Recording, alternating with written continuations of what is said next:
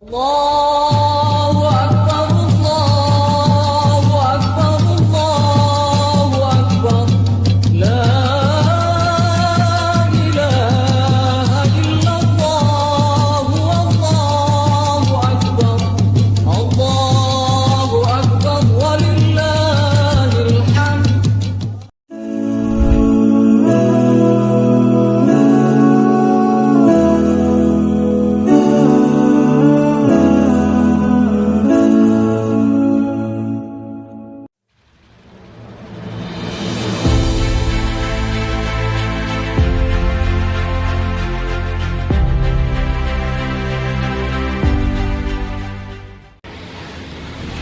Assalamualaikum warahmatullahi wabarakatuh. Alhamdulillahi bini'matihi tatimmus shalihat. Wassalatu wassalamu ala nabiyyina Muhammad wa ala alihi wa sahbihi wa man ittaba'ahum bi ihsani ila yaumil ma'ad. Amma ba'du, alhamdulillah, puji syukur telah selalu kita panjatkan kepada Allah Subhanahu wa taala yang karena rahmat dan karunia-Nya kita kemudian bisa bertemu kembali pada kesempatan hari ini dalam keadaan sehat walafiat. Dan yang kedua, tak lupa salawat dan salam semoga selalu tercurah limpahkan kepada junjungan kita Nabi besar Nabi Muhammad SAW yang selalu kita nantikan syafaat beliau kelak di yaumil qiyamah nanti. Amin Allahumma. Kaum muslimin rahimakumullah jami'an. Pada kesempatan kali ini ini sudah di akhir Ramadan, ya, nggak terasa hari demi hari, dan ini adalah momen yang berulang setiap tahun. Dan ini kita sudah berada di akhir. Nah, kaum muslimin rahimakumullah, setiap manusia pada kehidupannya selalu bertanya-tanya tentang tiga hal mendasar yang ada dalam hidup ini, yaitu dari mana dia berasal, kemudian di dunia ini atau di bumi ini dia ngapain, dan nanti setelah kehidupan ini dia akan kemana. Nah, setiap orang berusaha untuk mencari jawaban itu, dan nanti ada yang kemudian menuju pada kesimpulan yang benar, ada juga nanti yang mengambil kesimpulan yang salah.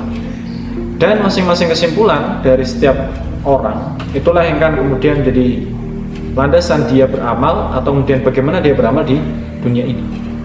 Ada yang kemudian menemukan bahwasanya Tuhannya itu adalah sebuah zat yang maha kuasa, maha pencipta, yang menguasai alam semesta ini, dan dia di dunia ini adalah untuk beribadah kepada Tuhannya, kepada Rabbnya. Dan nanti setelah kemudian kehidupan ini ada nanti kehidupan setelah kehidupan ini, yaitu nanti juga kembali kepada Rabb.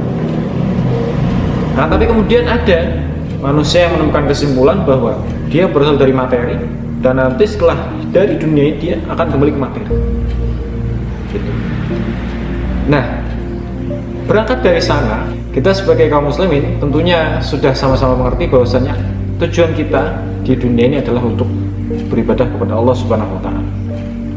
Sebagaimana Allah berfirman di dalam surat Ad-Dariyat, A'udzubillahi minasyaitonirrajim, wa ma khalaqtul jinna wal insa illa liya'budun. Dan tidaklah aku menciptakan jin dan manusia kecuali untuk beribadah kepadaku, ini kepada Allah Subhanahu wa taala. Maka kemudian apabila seorang muslim ini sudah mengerti, sudah sadar bahwasanya tujuan kemudian Allah itu menciptakan dia ke bumi ini, ke dunia ini adalah untuk beribadah kepada Allah Subhanahu wa taala, maka dia akan bersungguh-sungguh dalam melakukannya. Dia kemudian menjadikan perbuatannya, menjadikan lika-liku hidupnya dan sikapnya senantiasa untuk kemudian ditujukan agar menjadi sebuah ibadah kepada Allah Subhanahu wa taala. Kalau misalnya kita lihat apakah ibadah itu misalnya hanya sebatas sholat, sebatas zakat, dan ibadah-ibadah mahdoh lainnya, tentu saja tidak. Ibadah itu cakupannya sangat luas. Bahkan kemudian sesuatu yang mubah, yang maknanya tidak wajib dilakukan dan tidak dilarang, itu yang mubah. Sesuatu yang mubah itu bisa juga bernilai sebuah pahala jika kita niatkan untuk sebuah kebaikan, karena sungguhnya amalan-amalan itu adalah dengan niat. Maka ini juga termasuk ibadah. Karena kemudian ibadah ini cakupannya luas, dan kita juga sudah mengerti bahwa tujuannya Allah menciptakan kita ke dunia ini adalah untuk beribadah. Maka mungkin kita bertanya-tanya, terus kalau misalnya kita sudah beribadah, untuk apa kemudian saya beribadah ini? Nah, maka Maka pertanyaannya adalah bahwasanya yang butuh itu Allah yang membutuhkan ibadah-ibadah kita, ataukah kemudian kita yang membutuhkan untuk beribadah kepada Allah Subhanahu wa taala? Maka jawabannya adalah bahwa Allah adalah zat yang kemudian tidak membutuhkan kepada apapun selain Dia. Allah tidak butuh apa. Allah butuh ibadah kita enggak. Allah butuh enggak sholat kita? Enggak. Allah butuh enggak kemudian puasa kita, misalnya sekarang puasa Ramadan? Enggak. Tapi kemudian kita yang butuh kemudian ibadah kepada Allah Subhanahu wa taala. Nah, ujung dari ibadah itu apa? Tiada lain, tiada bukan adalah untuk mencapai ridhonya Allah Subhanahu wa taala. Karena kalaupun misalnya manusia di sepanjang hidupnya beramal kebaikan dan sebagainya, akan tapi kemudian dia melakukan sebuah sesuatu yang membuat Allah tidak ridho terhadap sebuah sesuatu itu, maka berarti dia mencapai ridhonya Allah Subhanahu wa taala. Jadi ujung dari kemudian segala perbuatan kita yang mana kita tujukan untuk ibadah itu tadi, kita tujukan untuk apa? Mencapai ridhonya Allah Subhanahu wa taala. Seperti misalnya kalau kita umpamakan misalnya kita berbakti kepada orang tua kita, masih ada ibu, masih ada bapak, misalnya seperti itu, maka kita berusaha untuk berbakti kepada keduanya, misalnya kita maksudnya berbuat baik, ya kan, ini dan itu misalnya ya. Nah, tapi kok dengan segala kebaikan kita kok tidak berhasil meraih ridho dari orang tua, tidak berhasil meraih kemudian kerelaan dari orang tua, maka itu terasa sia-sia. Nah, apa yang sudah kita lakukan selama ini kok nggak bisa mencapai ridhonya orang tua itu, sangat istilahnya eman-eman sekali. Nah, seperti itu juga kehidupan kita. Kalau misalnya kita kemudian melakukan berbagai hal yang menurut kita itu sesuatu yang baik, tapi ternyata di mata Allah itu Allah tidak ridho, ya tidak bernilai juga itu di mata Allah Subhanahu wa taala. Nah, kalau misalnya kita lihat dari kemudian ibadah-ibadah yang bisa kita lakukan selama hidup kita itu, apakah kemudian semua hal-hal yang kita lakukan itu akan diterima Allah Subhanahu wa taala? Maka jawabannya juga tidak. Karena ada dua syarat dalam diterimanya ibadah di sisi Allah Subhanahu wa taala. Apa yang pertama yaitu mengikuti syariatnya Allah dan Nabi Muhammad SAW. Kalau kemudian amalan yang kita lakukan, perbuatan, sikap dan tingkah laku tidak sesuai dengan syariat Allah Subhanahu wa taala, ini enggak sesuai dengan ridhonya Allah Subhanahu wa ta'ala. Itu yang pertama. Misalnya kita berniat kebaikan tapi ditempuh dengan jalan keburukan, misalnya kita mencuri, misalnya kita mencuri dari orang, lalu kemudian dengan niat dari hasil curian ini kita sedekahkan misalnya ke fakir miskin atau yang lain. Niat kita baik tapi cara kita salah, gitu kan. Bertentangan tidak ada syarat bertentangan, karena apa? Mencuri. Berarti itu satu syarat sudah salah. Dan kemudian yang kedua adalah ikhlas. Ikhlas ini adalah suatu perkara yang sangat sulit karena itu perkara hati. Bahkan dengan dikatakan bahwa ikhlas ini itu lebih gelap daripada semut yang berjalan di tengah malam yang gelap. Itu lebih gelap lagi daripada itu. Nah, maka ini yang kemudian terus kita usahakan agar amalan kita itu ikhlas hanya untuk Allah Subhanahu wa taala. Nah, kalau saya itu belum bisa ikhlas gitu kan, berarti saya nggak usah beramal aja, saya belum bisa ikhlas. Oh, bukan begitu. Kita terus mencoba beramal sampai kita bisa ikhlas, bukan ikhlas dulu baru beramal. Kalau kita nunggu bisa ikhlas dulu baru beramal, kita nggak akan mulai untuk beramal soleh. Kita akan mulai untuk beribadah kepada Allah Subhanahu wa taala.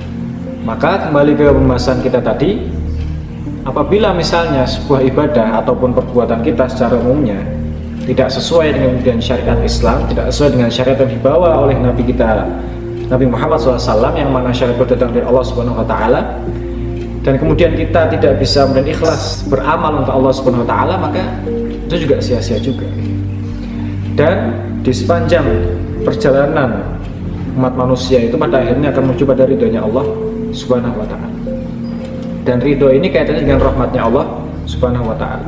Apabila kemudian seorang itu berusaha untuk taat, berusaha untuk kemudian melazimi kebaikan-kebaikan, amal-amal soleh, maka Allah akan berikan rahmat kepada dia.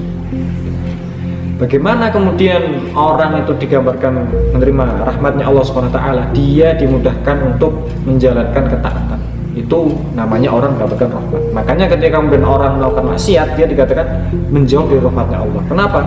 Dia sudah tidak diberikan lagi kekuatan untuk melakukan ketaatan kepada Allah Subhanahu wa ta'ala.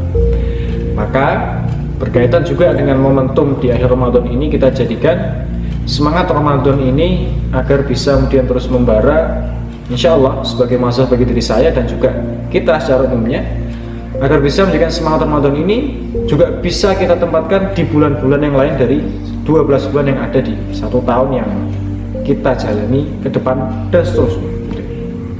Nah, maka dari sini kemudian bisa kita ketahui bahwa hakikat dan nilai perbuatan seorang hamba itu tidak lain tidak bukan adalah ditujukan untuk ibadah.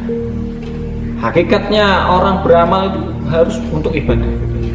Amalan mubah itu bisa kemudian diniatkan ibadah, akan tapi kalau misalnya di amalan itu misalnya ada 2 syarat tadi ya, kalau misalnya dia itu bertentangan dengan syariat Allah Subhanahu wa taala dan dia tidak beramal ikhlas, maka juga tidak diterima amalannya. Maka mari kita tingkatkan kembali dan selalu kita muhasabah diri sendiri terlebih dahulu, kemudian sebelum mengajak orang lain dalam kebaikan.